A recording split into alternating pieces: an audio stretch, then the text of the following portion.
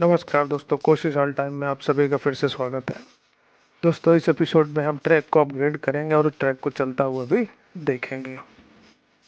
दोस्तों, अभी ये सिंगल ट्रैक है, लेकिन हमें ये देखना भी है कि ये सही से काम करता है कि नहीं, इसलिए इसको सिंगल पर ही चलाकर देखते हैं। और दोस्तों, पसंद आने पर लाइक, शेयर और सब्सक्राइब करना ना भूलें। दोस्तों, रिप्स बनाने के लिए ट्रैक में मार्किंग कर लें और रबर को जोड़ दें और ट्रैक की रिप्स तैयार हो जाएं।